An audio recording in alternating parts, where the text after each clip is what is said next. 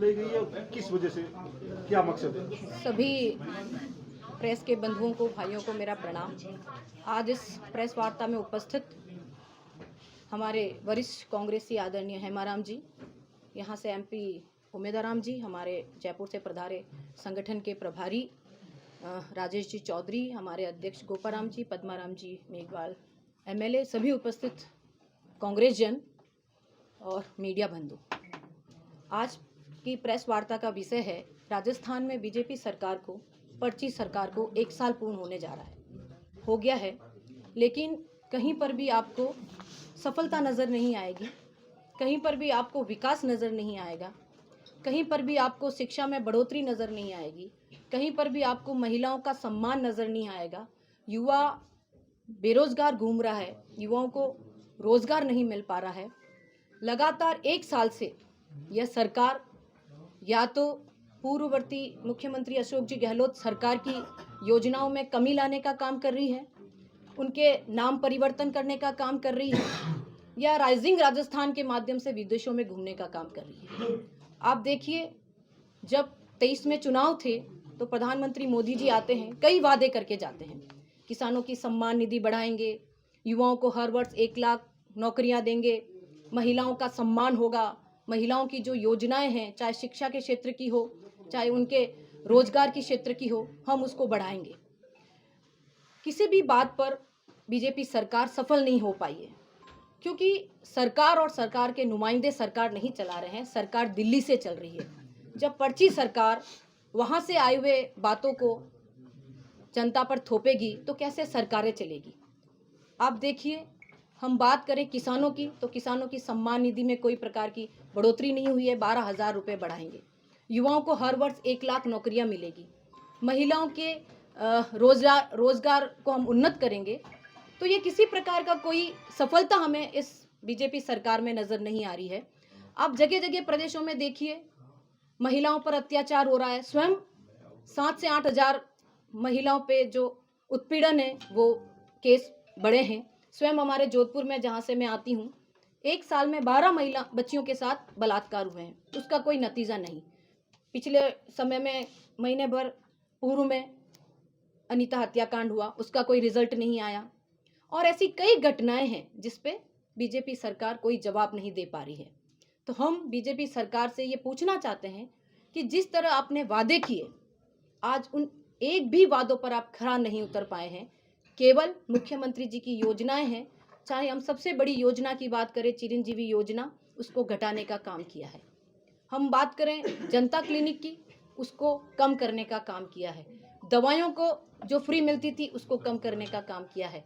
English medium स्कूलों की स्थापना की, लेकिन आज कहीं पर भी टीचर्स वहाँ नहीं पढ़ा पा रहे हैं। 1 लाख टीचर्स की पूरे राजस्थान में कमी सी नज़र आ रही है। हमने कितने ही लोगों की इलाज फ्री करवाए।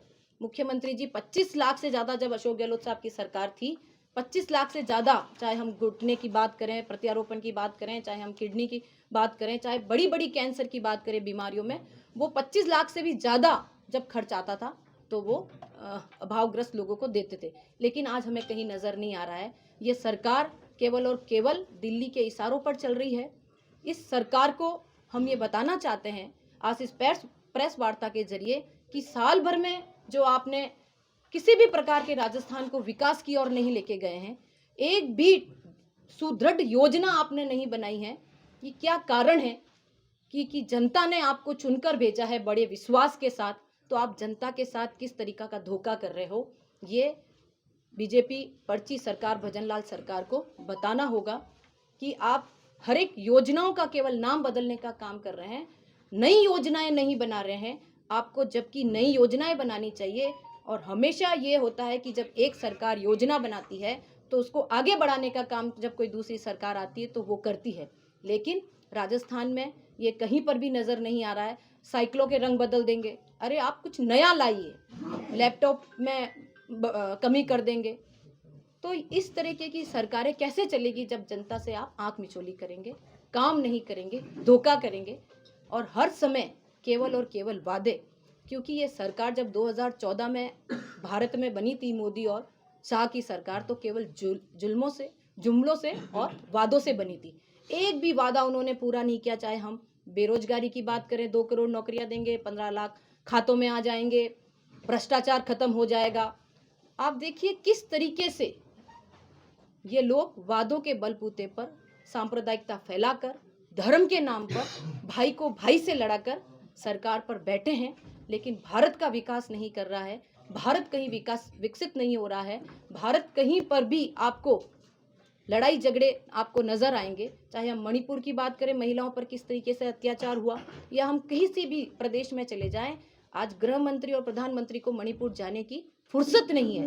आप विदेशों में जा रहे हो, लेकिन एक अपनी बहन, एक अपनी बेटी से उसका हालचाल पूछने नहीं जा रहे हो। ये बड़ी शर्मिंदगी की बात है कि जो भारत के प्रधानमंत्री हैं उसको बहनों की और बेटियों की कोई फिक्र नहीं है। आप सदन में जो हमारे देश के गृह मंत्री है, परिवार का जब गृह मंत्री होता है, होम मिनिस्टर होता है, वो पूरे परिवार का ध्यान रखता है। वो ये सोचता है कि मेरे किसी भी परिवार के व्यक्ति को ठेस नहीं पहुँचे। और यहाँ भारत के गृह मंत्री हमारे संविधान के निर्माता बाबा साहब अम्बेडकर के खिलाफ इतनी बड़ी गलत टिप्पणी कर देते हैं कि आज पूरा भारत देश, हर एक भारत देश का आदमी शर्मसार हुआ इस टिप्पणी से। उनको शर्म आनी चाहिए। जो देश का संविधान है, भारत देश का संविधान, जो पूरी दुनिया में विख्यात है, और इसी कारण आज भारत एक और अखंड है। यहाँ शांति की स्थापना है, सभी धर्म जाति के लोग एक साथ मिलकर रहते हैं। हम सभी कांग्रेसी कार्यकर्ता मिलकर जिस तरह आज पैदल मार्च किया, जो कांग्रेस कमेटी के तत्वाधान में, उनसे इस्तीफे की मांग करते हैं।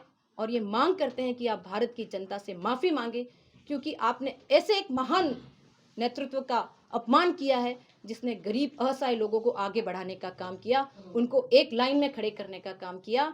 हम सब मिलकर अमित शाह जी से ये तो कहेंगे कि आप इस्तीफा दो, बल्कि सदन में बैठे अध्यक्ष और प्रधानमंत्री का ये दायित्व बनता है कि उसे इस्तीफा मांगे, कि जो भारत का जो अपमान हुआ उनको भी सहन नहीं होना चाहिए। जब प्रधानमंत्री आदमी बन जाता है तो सब लोगों के लिए होता है, न कि अपनी पार्टी का एक प्रधानमंत्री होता है।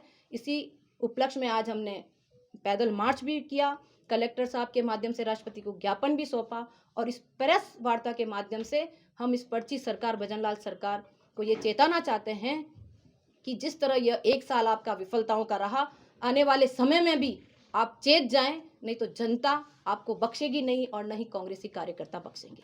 धन्यवाद। आज सबसे पहले तो आप सभी को बहुत बहुत धन्यवाद। जो देश के गृह मंत्री ने स्टेटमेंट दिया बाबा साहब के बारे में, उसकी पूरा देश के अंदर निंदा हो रही है, और पूरा देश गृह मंत्री जी से इस्तीफे की मांग कर रहा है, और कांग्रेस पार्टी इस बयान की बहुत निंदा करती है। पूरे कार्यकर्ताओं की तरफ से इस्तीफे की मांग करती है कि एक गैर जमानदाराना बयान जो देश का गृह मंत्री देता है, वो इस तरीके के बयान की शोभा नहीं देती। जिस तरीके से उन्होंने बोला कि क्या अम्बेडकर कर रहे हो, इतना नाम भगवान का लेते तो 7 जन्म आपको स्वर्ग मिल जाता है। स्वर्ग किसने देखा है ये तो पता नहीं, लेकिन जो देश के संविधान की वजह से आज हम सब लोग प्रगति के पथ पर चल रहे हैं, वो सिर्फ और सिर्फ उस संविधान निर्माताओं की वजह से है। और उनका अपमान करना देश की आत्मा का अपमान है, और इससे बड़ा कोई घोर अपमान हो नहीं सकता। इसकी घोर निंदा करते हैं, और गृह मंत्री की माफ़ी मांगे, और गृह मंत्री इस्तीफा दे, और नहीं देते हैं तो सरकार उनको बर्खास्त करे। आज देश के अंदर हालात बद से बदतर होते जा रहे हैं। और प्रदेश की बात करें तो प्रदेश सरकार को बने हुए 1 साल हो गया, और सबसे ज़्यादा परेशान है आज की तारीख में तो किसान परेशान है। किसानों को कृषि कार्य हेतु बिजली नहीं मिल रही, और डिमांड भरे हुए काफ़ी टाइम हो गया, उनको नए कनेक्शन नहीं मिल रहे, और जिनको कनेक्शन मिले हुए हैं उनको 2-2.5 घंटे से ज़्यादा बिजली नहीं मिल रही है। और उसके अंदर भी कई बार ट्रिपिंग होने की वजह से किसानों की मोटरें जल जाती है। जीएसएस की सिस्टम ठीक नहीं है, और ट्रांसफार्मर जलने के बाद में उनको हफ्तों भर, महीनों भर चक्कर लगाने पड़ते हैं, जिससे किसानों की फसलें चौपट हो रही है, और किसानों की हालत दिन प्रतिदिन बद से बदतर होती जा रही है। ना तो कोई एमएसपी के ऊपर खरीद हो रही है। आज मूंगफली की खरीद जो होनी चाहिए थी वो नहीं हो रही है, उसकी तुलाई नहीं हो रही है। पर्चियाँ कटे हुए काफ़ी टाइम हो गए, और किसानों को आधार अनुदान की राशि भी सही समय पर नहीं मिल रही है। फसल बीमा का क्लेम नहीं मिल रहा है। हर तरीके से आज किसान परेशान है। वो सब बात अलग, लेकिन सबसे ज़्यादा जो संकट है आज जो बिजली का है, उससे बहुत ही ज़्यादा किसान आज परेशानी के अंदर है, उसकी तरफ सरकार का बिल्कुल ध्यान नहीं है।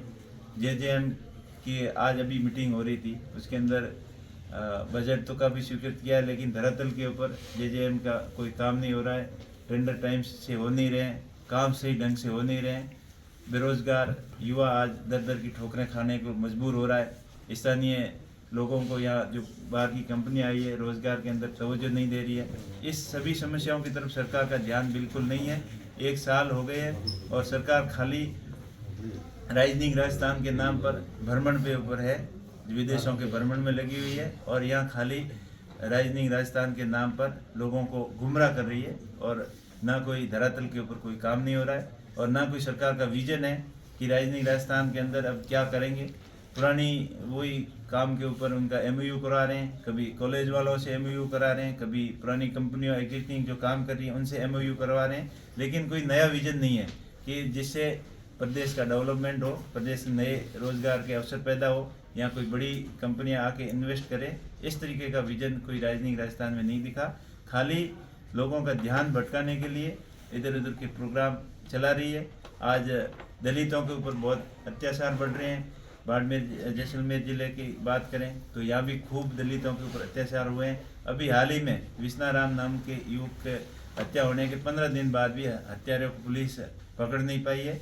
और छोटे छोटे जो क्राइम होते हैं या छोटी छोटी घटनाएं होती हैं उसके अंदर पुलिस बहुत ज़्यादा लिप्त है और बजरी माफियाओं भूमाफियाओं के साथ में मिली भगत करके लोगों को परेशान करने में लगी हुई है।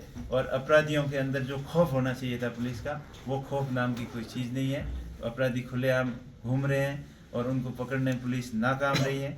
इस तरीके से हर पॉइंट पे सरकार फेलियर रही है। इन सरकार की फेलियरिटी अब जनता को पूरी समझ में आ रही है। और बीजेपी सरकार चाहे केंद्र की सरकार हो चाहे राज्य की सरकार हो, धर्म के नाम पर राजनीति करके अपनी रोटियां सेक रही है और कैसे सत्ता के ऊपर काबिज हो, उस एजेंडे के अलावा उनके पास कोई एजेंडा नहीं है। कोई ना तो डेवलपमेंट का एजेंडा है, ना कोई इंडस्ट्रियल फैसिलिटी डेवलपमेंट करने का एजेंडा है, ना किसानों को राहत देने का कोई एजेंडा है और ना कोई महंगाई कम करने का एजेंडा है। सिर्फ और सिर्फ अपने प्रोपेगेंडों के हिसाब से देश के अंदर अशांति फैलाने का काम कर रही है।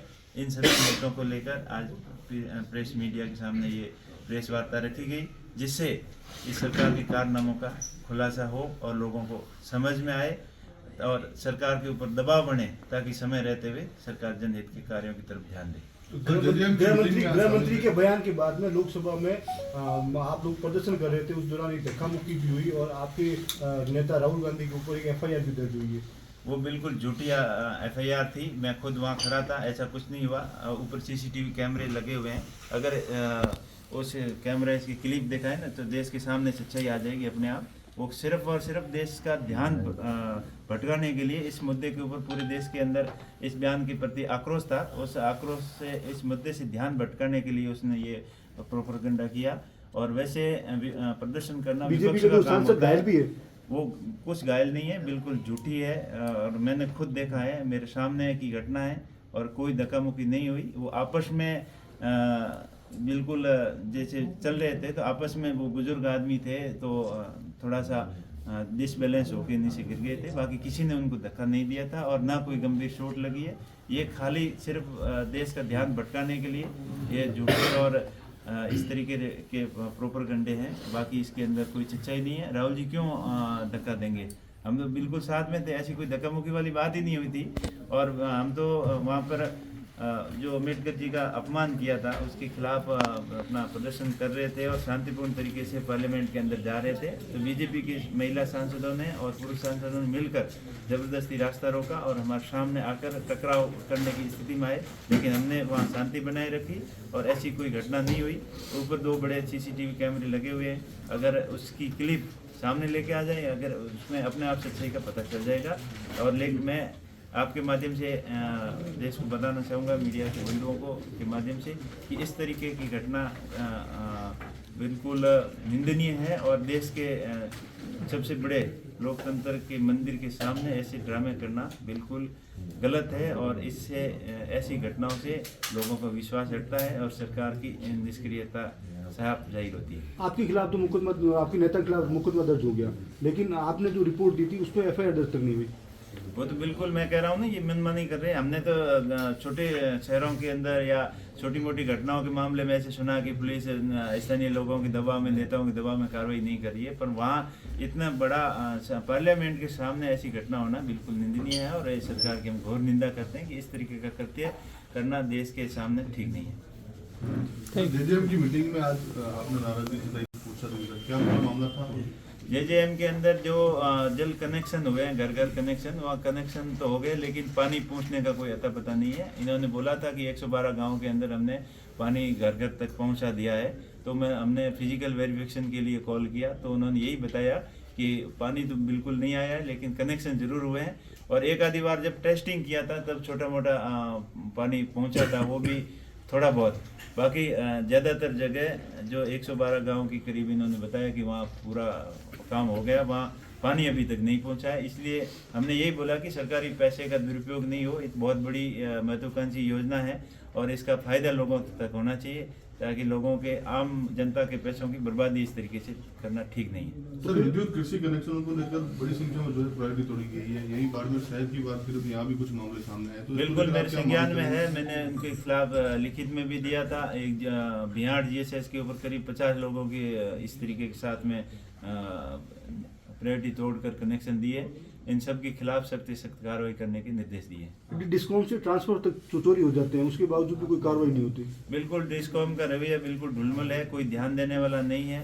और इतना बड़ा विद्युत तंत्र है, लेकिन उसकी मॉनिटरिंग बिल्कुल जीरो है, बिल्कुल राम भरोसे हो रहा है सारा मामला। जो जेजेएम वाली जो मीटिंग थी उसके अंदर क्या निर्देश दिए गए, तो आपकी ओर से क्या दिए गए, कलेक्टर साहब की ओर से क्या दिए गए? मेरी तरफ से तो ये कहा गया कि जो स्कीम आपने बनाई है स्कीमें, उनका सुचारू रूप से संचालन हो और लोगों को पानी कैसे पहुंचे। अभी बाड़मेर लिफ्ट की बात हो रही थी। बाड़मेर लिफ्ट आज 2009 के अंदर पानी आया था शुरुआत के अंदर। आज वो करीब 15-16 साल होने के बाद में भी अभी तक घरों के अंदर तो छोड़ो, गाँवों के अंदर भी पानी नहीं पहुँच रहा है। इसके लिए उनको निर्देशित किया, तो उन्होंने बताया कि मोहनगढ़ के अंदर बिजली बराबर नहीं मिल रही है, इसलिए पंप हाउस काम नहीं कर रहे हैं। एक पंपिंग स्टेशन चल रहा है, 2-3 पंपिंग स्टेशन अभी चल नहीं रहे। तो उन्होंने डिमांड कर रखी है कि बिजली मिले और पंपिंग शुरू हो तब पानी आए। लेकिन उनको सख्त निर्देश दिए कि पानी की एक चोरी नहीं हो और डिस्ट्रीब्यूशन सही सिस्टम से हो, ताकि हर उपभोक्ता तक पानी पहुँचे। तो धरातल की स्थिति को जानने के लिए रैंडमली 4-5 गाँव में जाके कोई कमेटी बनाई गई है? बिल्कुल, आज उनको यही बोला कि आपने जो गांव बोल रहे हो कि हमने पूरे कनेक्शन कर दिए, उन गांव का हमें फिजिकल वेरिफिकेशन करवाएं, हमको साथ में ले जाके बताएं कि यहाँ घर तक पानी जा रहा है। तो उन्होंने बोला कि आने वाले समय में ये करेंगे।